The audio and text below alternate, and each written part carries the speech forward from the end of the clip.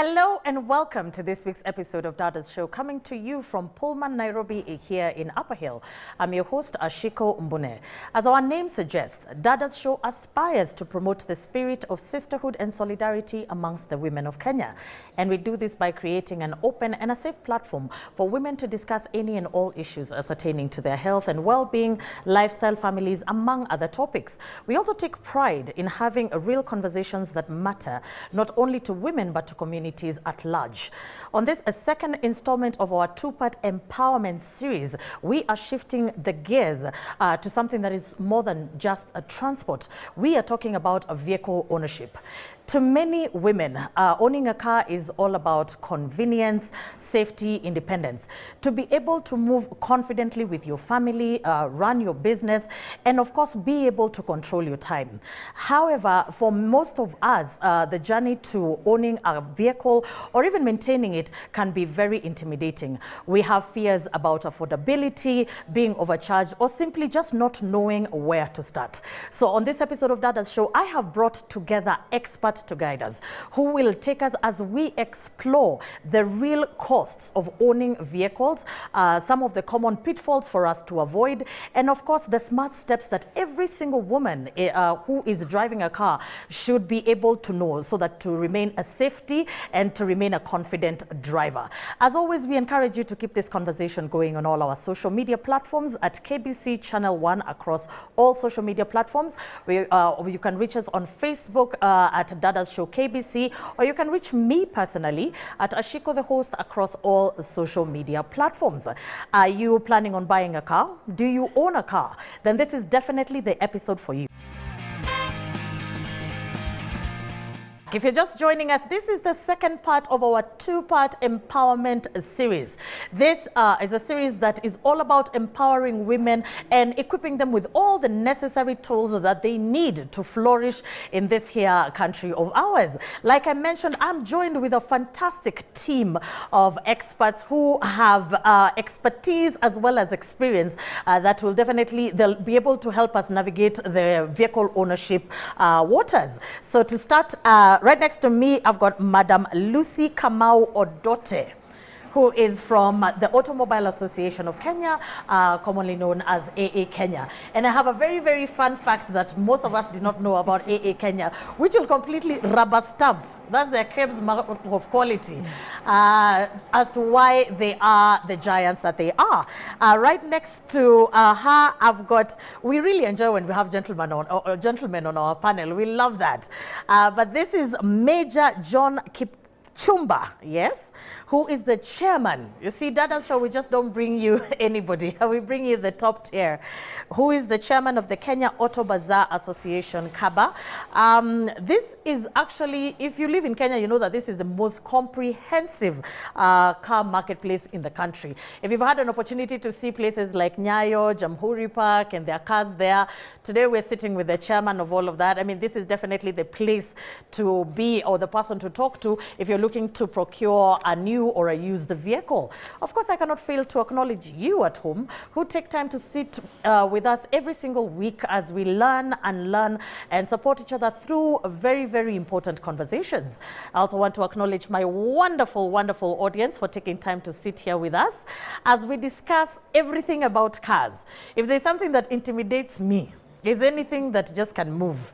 Bicycle, motorbike, zote, completely, I'm scared. So if you're like me and you're sitting down with your pen and your paper and you want to learn about vehicles, then this is definitely the show for you.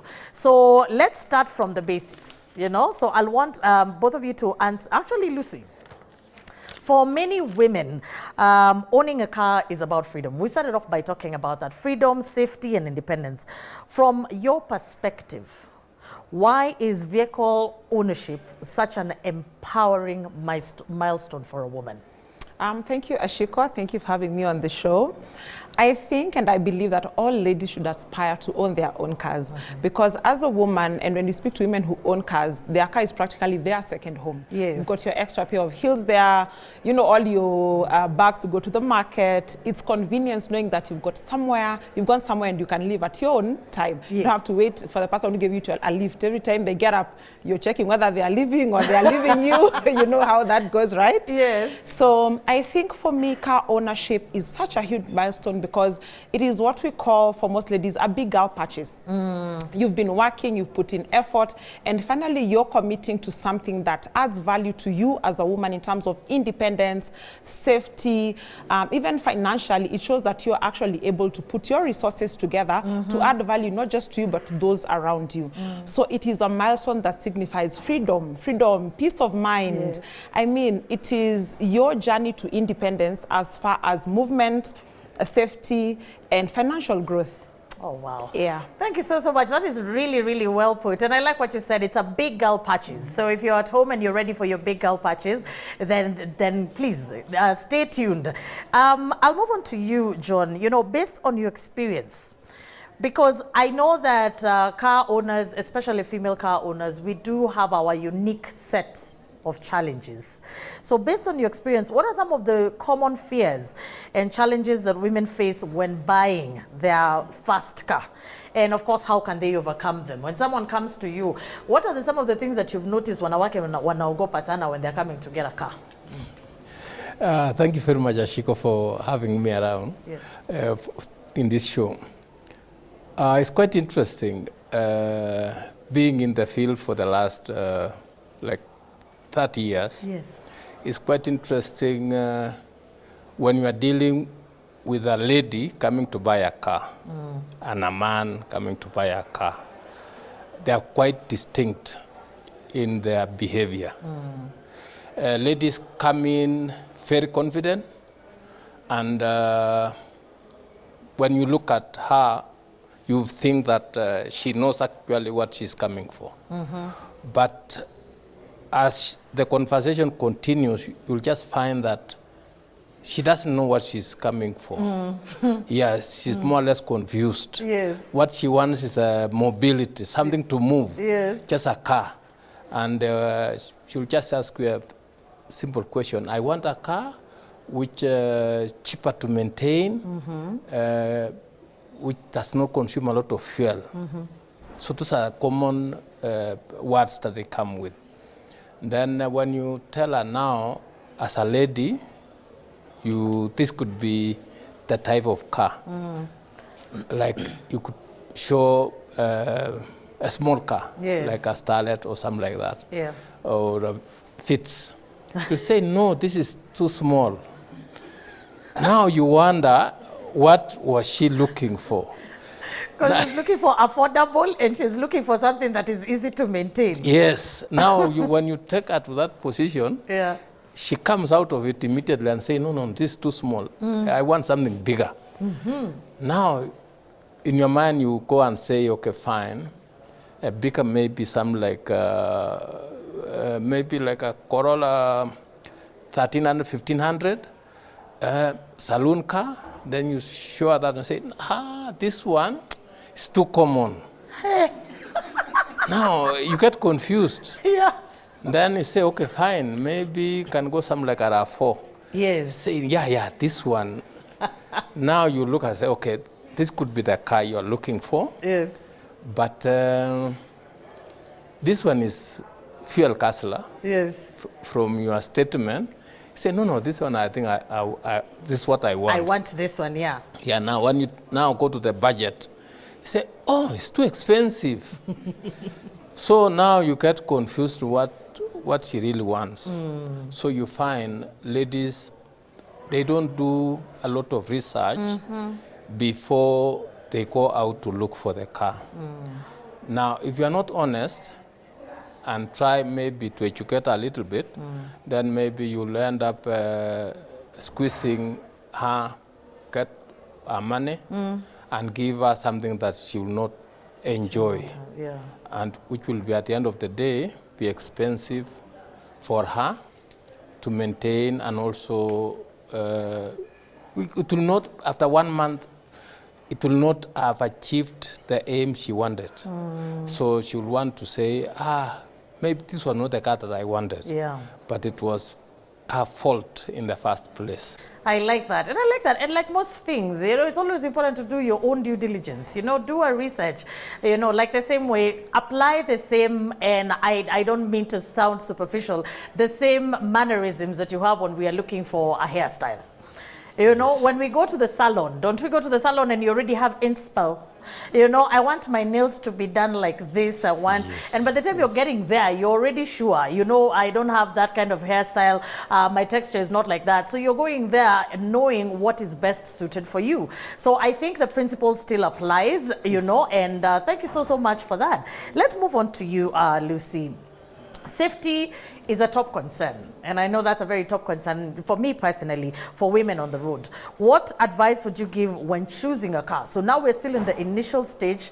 We've done our research. We're still in the process of doing our research.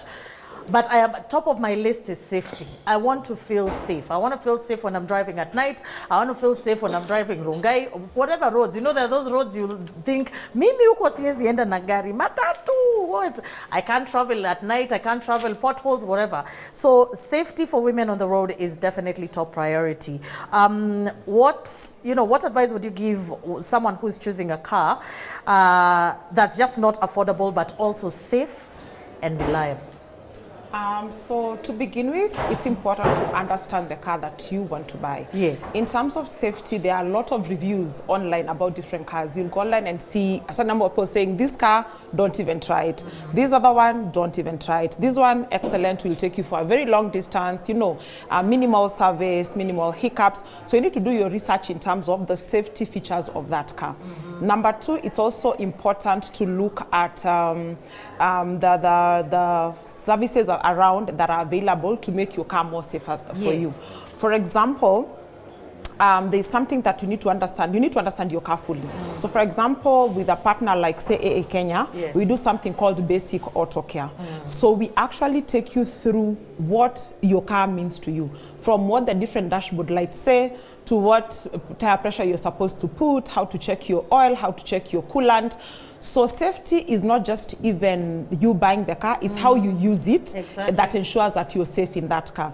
If you're braking harshly, accelerating very fast, you're not keen in terms of your surrounding, then as much as your car is safe, you're not a safe driver. So number one, you need to make sure that you've got the proper training to be a safe driver. And then number two, you've got support systems around you that can enable you to be safe wherever you are. That is so important, and it's a lot. It's a lot. Now, the thing about it is, especially for women, perhaps maybe that's not, our first nature to be interested the same way we're not interested in, sports and whatever, football. Some of us, there are those who are interested, and kudos to you. Now, what support does AA Kenya offer? Because I would like to go to a place that can be able to educate me, so that by the time I'm going to Major is not telling me, unajua, you do not know this, you do not know. What kind of support are you offering for women, especially women drivers who will come and her knowledge of cars is on the Toyota Mercedes-Benz level, Yeah, so basically we offer a huge variety of services in terms of supporting our female customers. So to begin with, when you're buying a car, especially if you're buying a used car within the market, we offer what we call valuation services. So we are able to come and say, you've selected this car, are you getting the true value of this car? So we're able to analyze that car and we're able to tell you this is actually the true value of this particular car. That's number one. And then number two, we also support our ladies to get insurance. So we've got AA insurance broker, so you're able to get your car's comprehensive insurance with us. Then the most loved service that we offer our ladies is called the AA Ladies Membership Package. Okay. That package ensures that you have got a vehicle tracker installed in your car that actually has a panic button. So in case you're somewhere and there's trouble, just press the panic button. Wherever you are, we shall be able to rescue you from whatever situation you're facing. Yes. So we work in conjunction with local authorities across the country, so that in case an alarm is sounded anywhere, we're able to come in handy and rescue our ladies. That package also contains a lot of benefits and discounts from our partners. You can actually get batteries at 35% off. Car battery. As long as you're a lady. You're a lady, you've got an A membership, please walk in. 35% of your battery. Yeah. Tires, we're at 45%. Fuel, we've got 2.5 shillings off every litre. Every litre. Yes. Yeah. So then, of course, I had mentioned the basic auto care. Please come, let us walk with you through your car. You will not be going to the garage and you're saying, inatoa sauti ya paa, alafu pungulu, or the key is not working. And you're trying to explain to the mech that you would be telling the mech gari yangu haina maji. Pale inakanga maji imekuwa moto haina maji. No, so we help you understand exactly how your car functions, when the light comes on, what every light means, so you're able to actually understand your car. Even when you're explaining to someone, or if you're noticing a problem, you can almost say, I think this is a problem to do with 1, 2, 3 things. I think my tire pressure is low. There are enough incidents of ladies going into the fuel station. Nieke pressure ngapi? Ile munaekanga. You do not even know the tire pressure of your exactly. So we take you through that. We just debunk. Cars are not that complicated. We just need to remove the fear. Sit with us at AA Kenya. You will leave an expert of your own car. I love that. I love, you know, when you say cars are not complicated, my brain has frozen. I'm like, what do you mean? But you see, that's why we're having this show, because we want to debunk some of those myths and stereotypes that we have told ourselves. You know, driving is very difficult. You cannot be able to do this. And that is why we brought for you a team of experts who can be able to completely explain the nuances of owning a car. Haya, sasa we've done the groundwork we have. Now, what are the recommendations, Major? What are some of the cars? Unajua ulianza nikakwambia mimi nataka Demio, ukasema uwezi nipatia Demio, nikasema nataka gari kubwa ukanipeleka RAV4. What are some of the recommendations from somebody who has 30 years in experience for ladies? You know, something that's not going to be too complicated.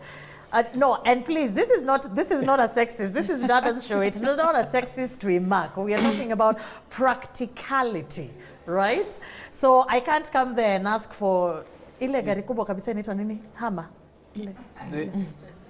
That big one. I mean, it will not be a huge. No. I'm talking about the one that looked like for Baba. That one for many years ago. Oh, yeah.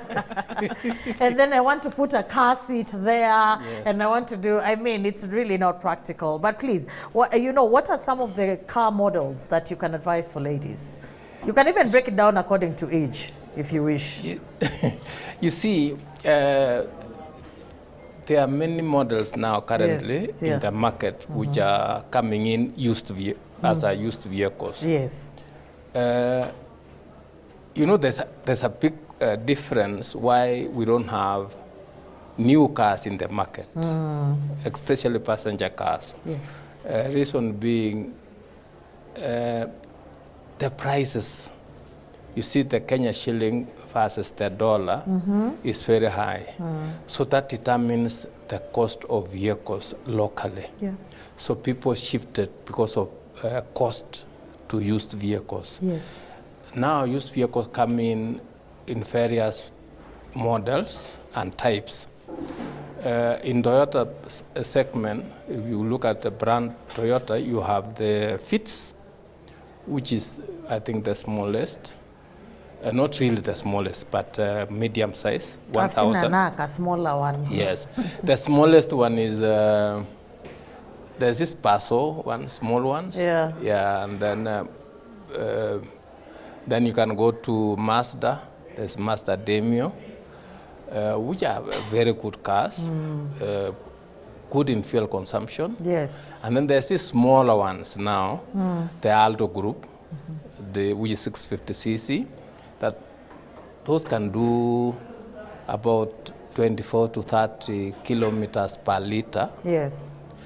And then when you come up to the 1000 cc, you will do nearly 18 to 14, depending on how you drive. Yes. Kilometers per liter. This information is not usually passed to consumers, especially in Kenya. Yeah. Because I think the regulations here are not that serious. So people, unless now you go to the manufacturer's book or get people who have who are driving that type of car to tell you how are the fuel consumption like, so that you can make a choice. So, but basically what people look at is the price. Yes. It's not even the consumption. Hii gari, ndaka gari ya Nyasapa, you know, that range, or 1 million. So those people who are, of course, who have gone up the economic scale and they are able to afford, Yes. can go for 2 million shillings, and they can get a good car. The best cars actually are those used which have just come in, which have not been used in Kenyan roads. Fresh off the boat. Yes, when they have just arrived, that's good.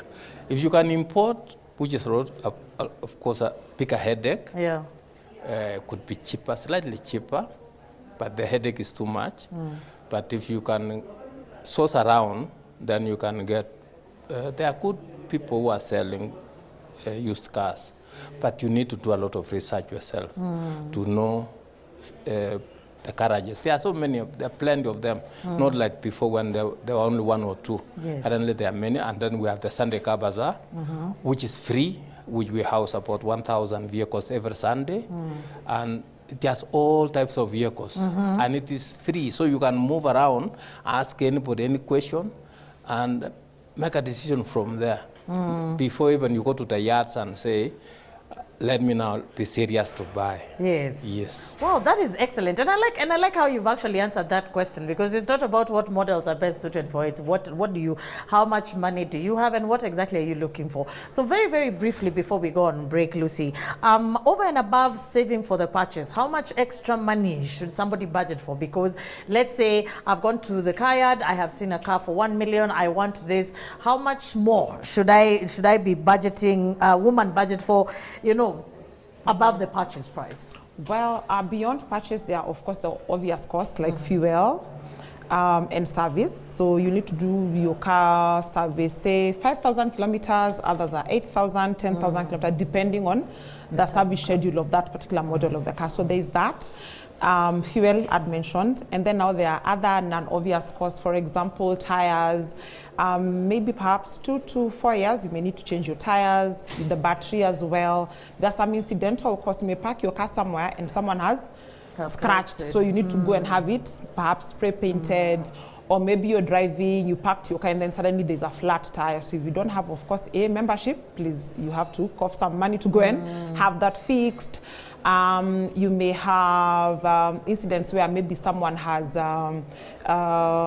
done something to your car. Maybe you parked somewhere, someone scratched it or hit it. You know how ladies, how particular we are. Yes. You know, small scratch, a panel. And then, of course, there's the cleaning. Incidentally, ladies don't clean their cars as often as men. Men are very particular about cleaning their cars. For ladies, as long as the inside can house all my handbags and shoes, the outside we are not so very worried, which is a very worrying trend. It's the weirdest thing. Yes, you actually see a lady coming out of a car, she looks so nice, but the car is so dusty. It's so and she has 0 qualms about it. I mean, the car is moving, it has no issues, just a bath. It's okay, that one we can sort. So there is that. I guess finally there's also a cost of depreciation, wear and tear. So once in a while you might need to replace a few parts, but of course that comes with usage and how you use your car. Yeah. Wow, thank you so much. Ladies, how often do you wash your car? So we're going to take a small break and then we'll be back for the question and answer session. Don't go far away.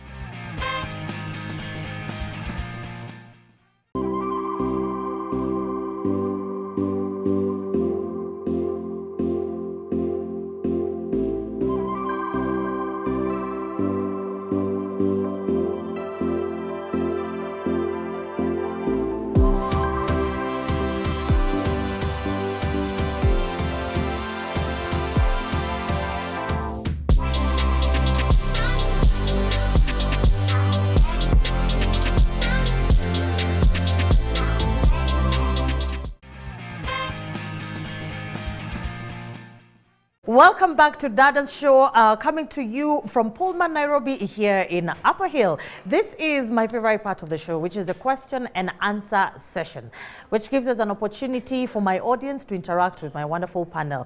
And I'm sure you also have so many questions there at home.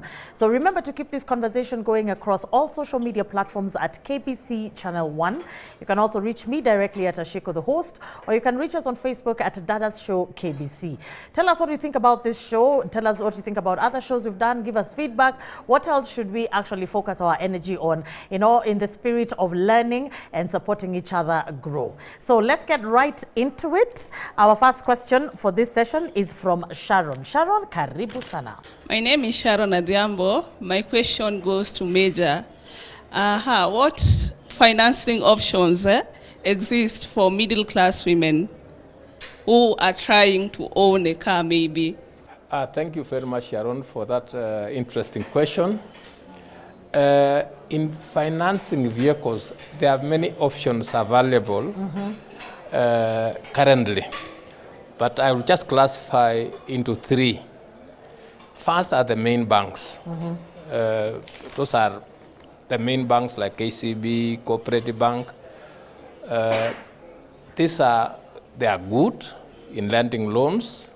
Especially, I think also they have money maybe tailored for women. And they are rather slow, but they are good. Yes. The interest rates are average. The next group are the SACCOs.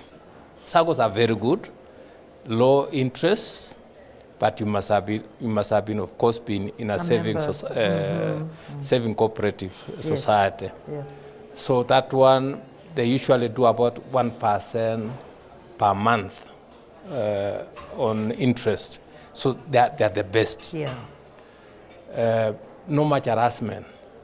Now there's the third category, which they call logbook financing or microfinances. These are, they do very fast loan disbursement, maybe in 24 hours. Wow. But the problem is the interest rate is very high. And of course, if you default, the actions they take are very severe. Yeah. They can come and take your car within no time, and you lose your car, and which means you lose your investment.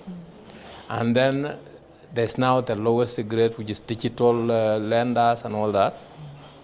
They're even worse. The interest rate goes up to 36% per annum. So the faster ones and these digital lenders, their interests are very high and they are very risky. So I advise ladies not to go into those areas because I think they can give you an heart attack. Yeah, so the best place for ladies to go for loans are the mainstream banks. And even though they are slow, please be patient with them. They are also very thorough, but they don't harass you that much, especially if you are coming from a bank or if you are in that bank, there could be more understanding. Yes. Then the best, of course, is the SACCOs. It's the SACCOs. Yes. Oh, wow. Yeah, please. Ladies, please be in a jama and get loans from there. Usually we are in those chamas. And thank Yes. you so much, because I'm sure you're at home wondering, I want a car. I feel like I need a car for whatever reason. And of course, it's your right to have a car, which thank you so much, Major, is completely outlined the options plus the risks involved. So I think the choice is yours on which financial option to go for. Sharon, I hope your question has been answered. So thank you so much. Our next question is from Anne. Anne, karibu sana. Okay, my name is Anne Mokami. My question goes to Madam Lucy. Okay, can you advise us on defensive driving, precautions, and maybe measures? Thank you for your question, Sharon. Defensive driving is essentially predictive driving. So you're actually a defensive driver when you're proactive and anticipatory. This means that you're anticipating hazards on the road, so you already expect that perhaps if you're driving towards Naivasha, for example, you already know there'll be fogats. Kinungi area, so you have your fog lights on, your lights are on, you're keeping a safe waiting distance. So it's being very situationally aware. Again, it's also being a safe driver in terms of your behavior, avoiding distractions. You're not texting, you're not speaking to somebody on the phone, you're looking at your side mirrors consistently, you're aware of the weather. For example, if it's raining, you're aware that the road is wet, therefore you're not driving at very high speeds.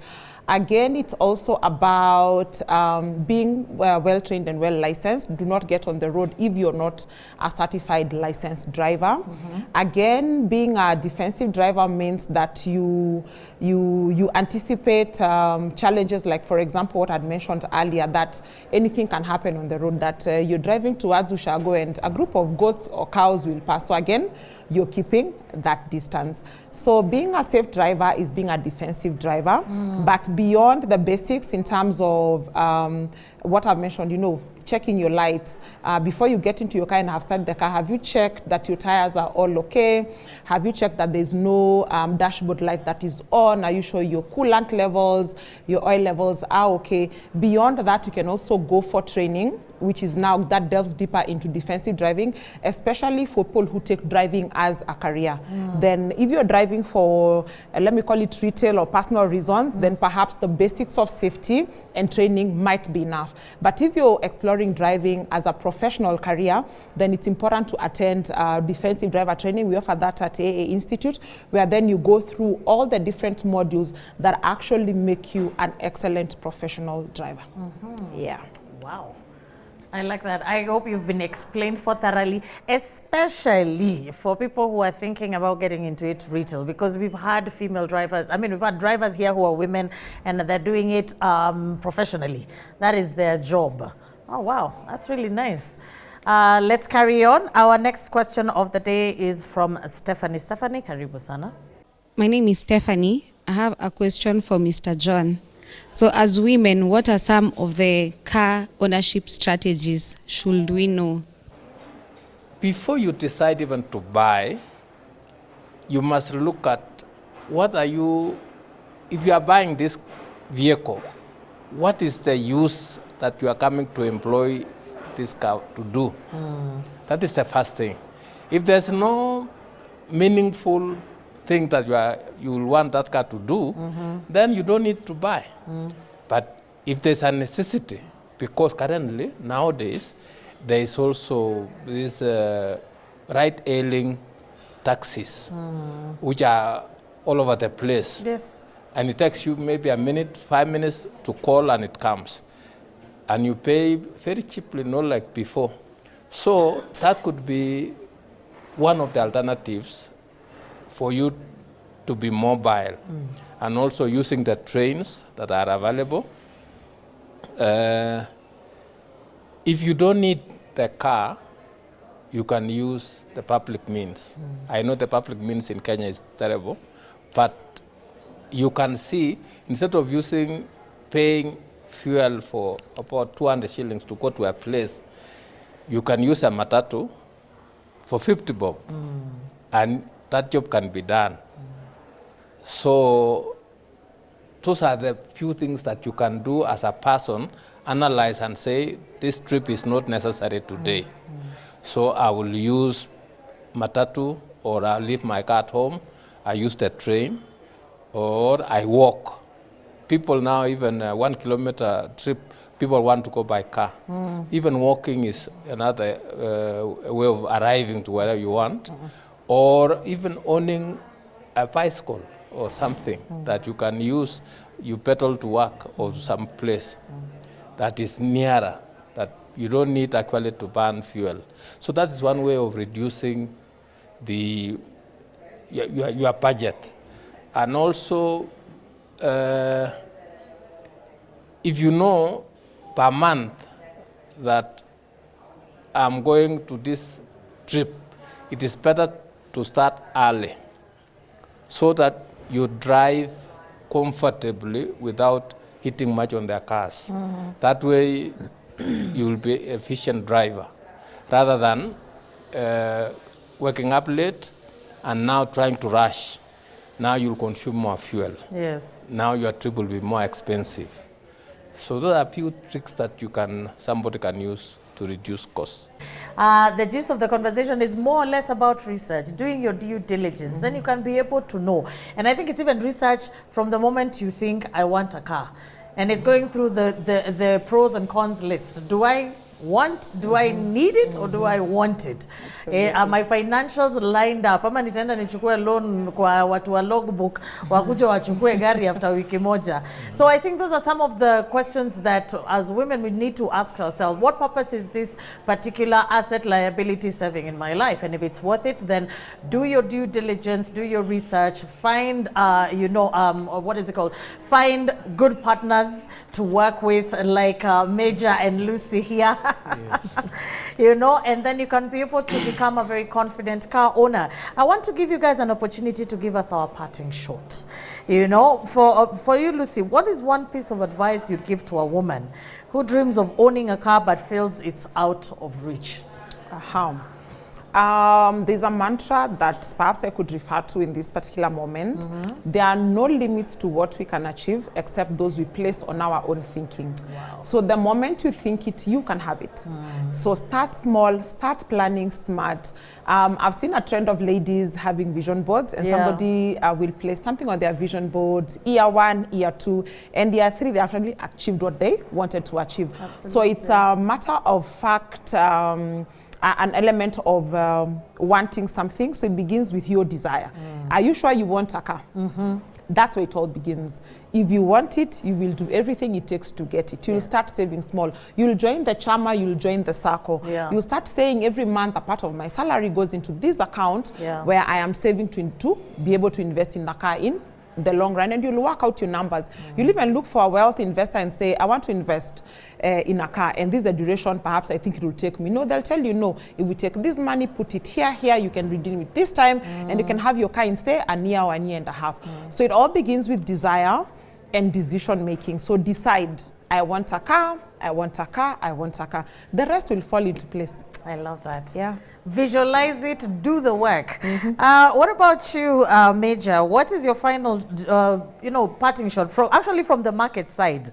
What encouragement would you give to a woman who wants to become a confident car owner from the marketplace side? A car is a necessity. Yes. Currently, it's necessary for every family to have a car. You have to have mobility. And that one is, it is actually, it is a second thing, because the basic mobility you are given by God is by walking. The rest is what man-made for you to be faster, to achieve your goals faster in a day, in a 24-hour period.